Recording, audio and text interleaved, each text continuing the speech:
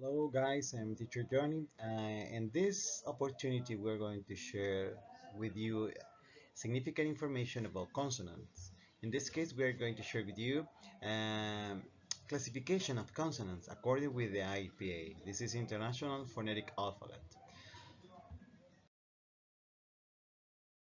Start watching this information about some important differences between vowels and consonants. Yes, for example, vowels have no significant constriction of the vocal tract. Meanwhile, with consonants, we could find significant constriction of the vocal tract. Vowels, for example, show you open sounds. Meanwhile, with consonants, we could see constricted sounds. Vowels, for example, sagittal midline of vocal tract remains open, but with consonants, constriction occurs along sagittal midline of the vocal tract.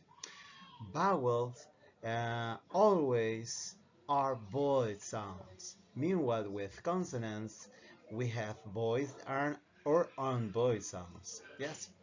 Acoustically, vowels are more intense, but with consonants, less intense.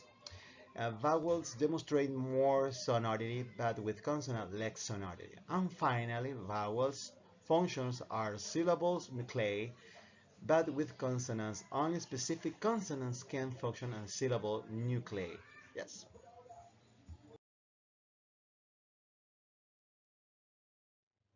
Now we are going to show you a classification of consonants. We have three. However, we're going to work just with the first and second classification because the last one, this classification was explained by me before this class. This is about, for example, the different sounds that we have between vowels and consonants. Vowels always are voiced sound. Meanwhile, with consonant, we can find two kind of sounds. For example, voiced or unvoiced or voiceless sound. But we're going to start with the place of articulation and the manner of articulation. Okay. Okay, the place of articulation is related with the where. This is where it is produced the sound. We have some resonators. The articulators are, for example, tongue, lips, teeth, and palate. Those resonators produce sounds, yes, and those kind of sounds we divide or we classify those sounds, for example, in bilabial, alveolar, palato-alveolar, palatal, velar, labiodental, and dental, and glottal. Yes. Now, the manner of articulation it refers to the way how a sound is produced. We have stop, fricative, nasal, lateral, and glide. Now we are going to show you a chart where we are going to work, well, you are going to see the relationship between place of articulation and manner of articulation. Yes?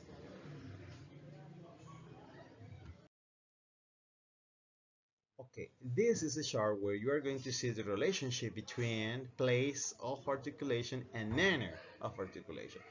Let me give you an example. For example, we're going to start with the manner of articulation. We have stop, a stop or plosive. Stop are working, for example, in this case, we could see some different kind of sounds. In this case, we are going to work with six sounds. With stop and bilabial, stop alveolar, and stop velar. With the stop bilabial, we have the following sounds.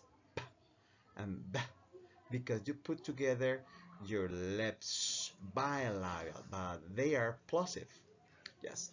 Then we find stop and alveolar. This relation produce those sounds. For example, t and d. Why? Because you put together the top of your tongue with the alveolar ridge. Then we could find stop and velar because you are working with the top of your tongue with the last part of your hard palate. This is the velum. We have k and g. Yes. Then we have a fricative with parallel. You could find two sounds, but they are short. I don't know if you remember. This is sh, sh, and j, j. Then we have fricative are working with different kind of sound. In this case, we have 6, 7, 8, 9 sound. For example, fricative with alveolar, alveolar, fricative, and alveolar. You are working with the alveolar rate. We have s and z.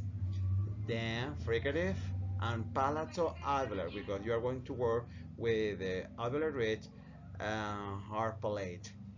We can find those long sounds, for example, sh and sh. Then fricative and labiodental, this is v, and fricative and dental, this is v, and fricative and glottal, this is the H. Yes, this is the symbol. Then nasal, we have three sounds, with nasal working with bilabial, nasal working with alveolar and velar. This is bilabial because you put together your lips. For example, nasal and alveolar, this is and the last one is nasal and velar. This is mm, mm. Lateral are working with alveolar, and finally glide are working with wa, bilabial, glide, palatal, ya, er.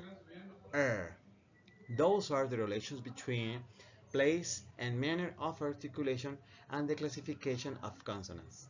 Okay, now you are going to watch the presentation again, and you could check the information in the PDF file that we're going to share with you in the platform classroom. Okay, see you soon. Bye bye.